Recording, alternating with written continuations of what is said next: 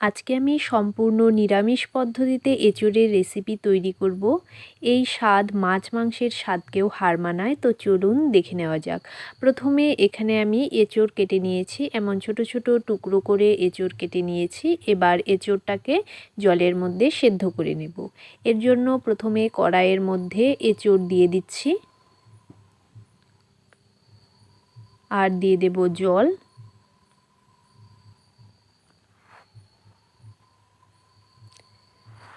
আর সামান্য একটু লবণ দিয়ে সেদ্ধ করে নেব।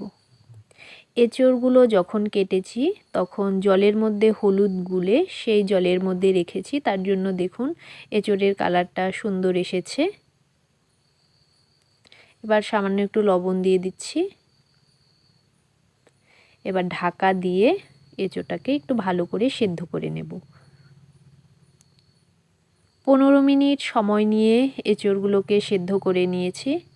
এঁচোড়টা সেদ্ধ হয়ে গেছে, এবার জল ঝরিয়ে নামিয়ে নেব। কড়াইয়ের মধ্যে দিয়ে দিয়েছি তেল, হাফ চামচ পরিমাণ 5 ফোড়ন দিয়ে দিলাম আর দিয়ে দেব 2টো তেজপাতা। ফোড়নটাকে প্রথমে একটু ভেজে নেব। ফোড়ন থেকে সুন্দর গন্ধ বেরোতে শুরু করলে এঁচোড়গুলোকে দিয়ে দেব।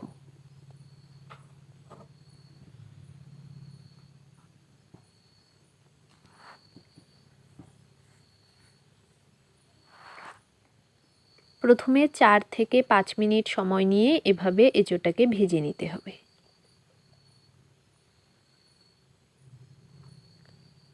দিয়ে দেব সামান্য একটু লবণ আর দিয়ে দিচ্ছি সামান্য একটু হলুদ গুঁড়ো। লবণ আর হলুদ গুঁড়ো দিয়ে এঁচোড়টাকে একটু ভালো করে ভেজে নিতে হবে।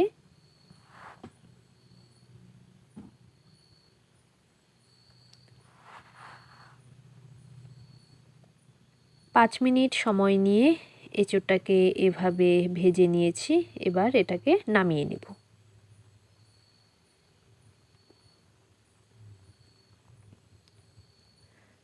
কড়াইতে আবারও দিয়ে দিয়েছি তেল। তেল গরম হয়ে যাওয়ার পর 5টি টমেটো পেস্ট করে নিয়েছিলাম, সেই টমেটো পেস্ট দিয়ে দিলাম। টমেটোর পরিমাণটা এখানে আমি একটু বেশি করে ব্যবহার করব, তার জন্য 5টি নিয়েছি।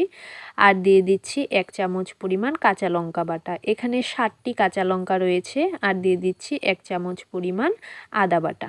ঝালটা আপনারা যেমন ঝাল খাবেন সেই হিসেবে ব্যবহার করবেন। এবার মশলাটাকে ভালো করে একটু ভেজে নিতে হবে। টমেটো আর আদার কাঁচা গন্ধটা চলে যাওয়া পর্যন্ত একটু ভেজে নিতে হবে। এই অবস্থাতেই দিয়ে দিচ্ছি লবণ।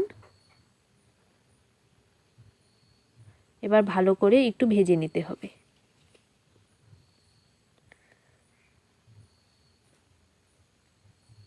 কিছুক্ষণ এগুলো ভেজে নেওয়ার পর দিয়ে দিচ্ছি 1 চামচ পরিমাণ জিরের গুঁড়ো, হাফ চামচ পরিমাণ লঙ্কার গুঁড়ো আর হাফ চামচ পরিমাণ হলুদ গুঁড়ো। গুঁড়ো মশলাগুলোকে দিয়ে নেওয়ার পরও আরও কিছুক্ষণ ভেজে নিতে হবে। যতক্ষণ না পর্যন্ত মশলা থেকে তেল ছেড়ে দিচ্ছে ততক্ষণ পর্যন্ত এই মশলাটাকে একটু ভালো করে কষিয়ে নিতে হবে।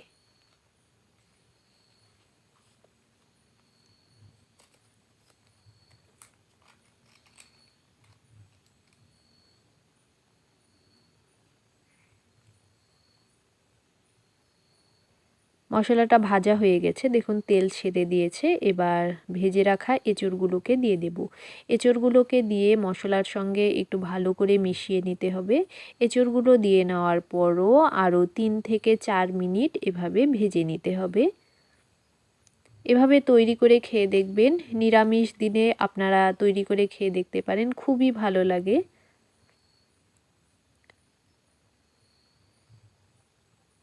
এঁচোড়টা দিয়ে নেওয়ার পর এভাবে 4 মিনিট আমি ভেজে নিয়েছি।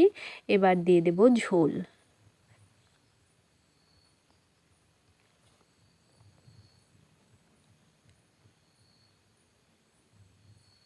এটা একটু মাখা মাখা করব, তাই বেশি ঝোল দিচ্ছি না। বাটি দিয়ে 2 বাটি পরিমাণ জল দিয়ে দিলাম। এবার প্রথমে ঝোলটাকে একটু ভালো করে জাল করে নিতে হবে।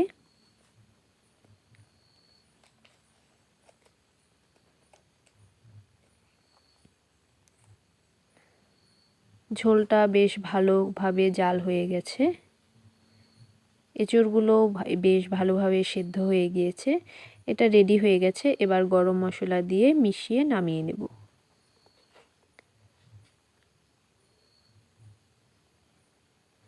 এভাবে একবার তৈরি করে খেয়ে দেখবেন। এবার নামিয়ে আমি সার্ভ করে নিচ্ছি। খেতে খুবই ভালো লাগে। আর যদি রেসিপিটিকে ভালো লেগে থাকে তবে একটি লাইক করবেন, কমেন্ট করে জানাবেন কেমন হলো। এভাবে তৈরি করে অবশ্যই একবার খাবেন। আর আমার চ্যানেলে নতুন বন্ধু হয়ে থাকলে তবে প্লিজ চ্যানেলটিকে সাবস্ক্রাইব করে রাখবেন, পাশে থাকা বেল আইকনটি ক্লিক করে রাখবেন। তবে আজকের মতো রেসিপিটিকে এখানেই শেষ করছি। ভালো থাকবেন, সুস্থ থাকবেন। ধন্যবাদ।